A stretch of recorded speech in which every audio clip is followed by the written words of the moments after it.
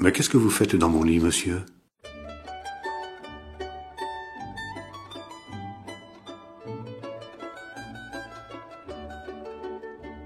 29 octobre 2011. Dans 3 jours, tous les morts seront saints. Ils seront fêtés le 1er novembre, jour de la Toussaint pourtant. Ils recevront des pluies de pétales de chrysanthème, in memoriam de leur sainteté, pas toujours appréciée de leur vivant. Ce sera une belle journée. Beaucoup d'émotions prévues, des pleurs sûrement, des rires aussi, des gamins espiègles jouant à cache-cache ou à trompe-la-mort entre les tombes, des taloches éventuellement pour avoir marché sur les plates-bandes des voisins qui d'ailleurs ne se plaignaient pas quand on est mort c'est pour longtemps et on a de la patience avec les enfants. Ce sera le 1er novembre, veille de la véritable journée consacrée aux morts en principe, mais les principes n'ont jamais été pris en compte, surtout lorsqu'ils sont inventés par l'homme. Nous sommes donc le 29 octobre. Sous la couette, ça remue joyeusement, ça taquine le bouton de rose, ça turlute la flûte de pan, ça fait danse dans le tendre doudure au contact du mou et de l'humide. Le feu, l'air, la terre et l'eau des corps se marient et se conjuguent en chant de triomphe. Ode à la vie, ode à l'amour. Ça chante joyeusement dans l'ADN, le miracle de l'alchimie des corps dont seuls les cœurs peuvent être les témoins. Les corps ne savent pas qu'ils jouissent. Les corps subissent les variations d'énergie comme un baromètre, mais ils n'en savent rien. C'est le cœur qui traduit ces fluctuations en sentiments de plaisir, de petite joie et peut-être bien de joie, tiens, oui, de grande joie, ah oui, encore, de très grande joie, de petite mort, enfin, où le cœur s'autorise à perdre conscience de tout ça de tout ça à quoi, vous savez bien. De tendres baisers réciproques dans les coups, puis un cri d'étonnement. « Mais que faites-vous dans mon lit, monsieur ?»« Comment ça, votre lit ? Je suis chez moi, et vous, que faites-vous chez moi, madame ?» Elle venait d'ouvrir ses yeux de reconnaissance pour la grande petite mort joyeuse qu'elle avait reçue.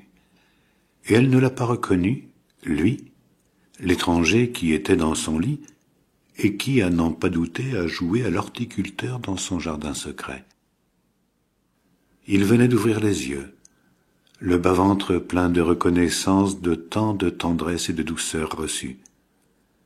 Mais il ne l'a pas reconnue, elle, qui sûrement était cette fontaine d'amour à laquelle il venait de se désaltérer.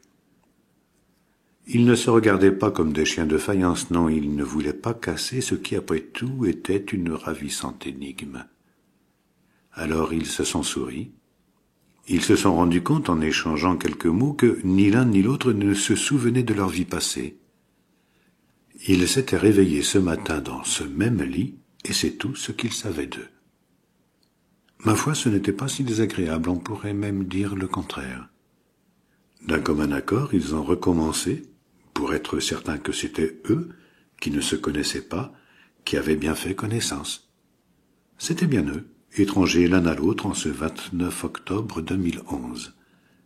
Et ils ne savaient pas se l'expliquer, mais cette découverte sous les couvertures de chacun par l'autre avait, comment dire, un parfum de déjà vécu. Mais où? Mais quand? Nous étions le 28 octobre, jour de la fin des temps annoncés sur Gaïa par Maya le peuple sous le règne de Maya l'illusion. Déjà qu'ils étaient passés à côté des 3 jours de nuit qui avaient obscurci l'esprit de bien des adeptes de l'Assomption, ô Marie, s'ils savaient que c'est toi qui descends. Cette fois, ils ne voulaient pas être en décalage avec l'actu spi. On leur avait enseigné qu'il n'y a qu'un temps pour être éternellement heureux, le présent.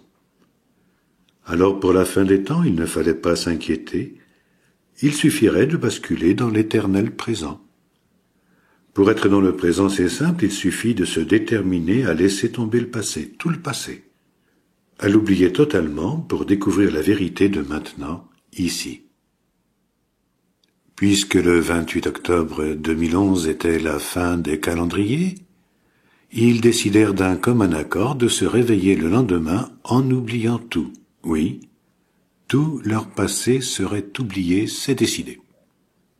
Ils étaient mariés depuis 7 ans, et pour leur dernière soirée de souvenirs communs, ils se firent la fête encore, Et ce matin du 29, ils ne se sont pas reconnus.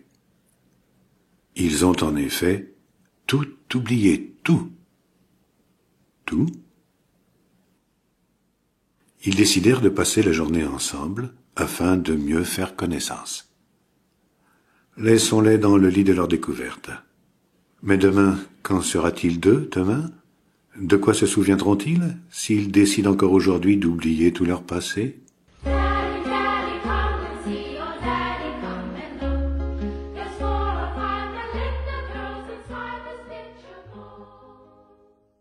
De Jacques Prévert.